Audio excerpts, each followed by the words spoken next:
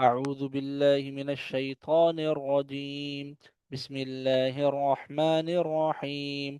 ثم يتوب الله من بعد ذلك على من يشاء، والله غفور رحيم.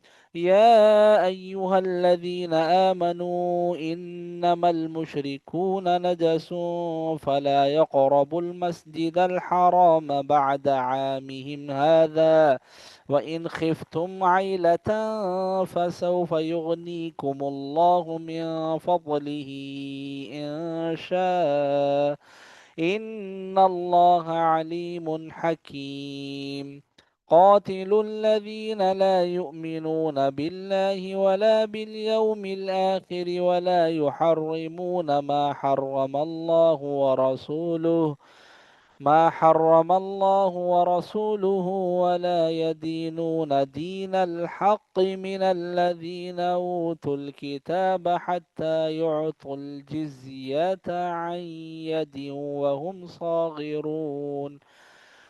وقالت اليهود عزير ابن الله وقالت النصارى المسيح ابن الله، ذلك قولهم بأفواههم، يضاهئون قول الذين كفروا من قبل، وقاتلهم الله أنى يؤفكون. اتخذوا أحبارهم ورهبانهم أربابا من دون الله والمسيح ابن مريم، وما أمروا إلا ليعبدوا إلها واحدا لا إله إلا هو سبحانه عما يشركون.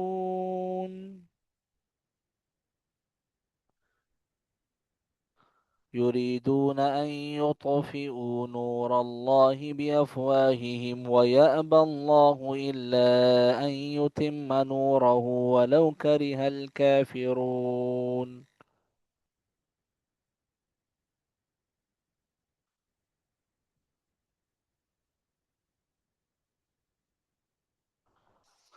هو الذي أرسل رسوله بالهدى ودين الحق ليظهره على الدين كله ولو كره المشركون.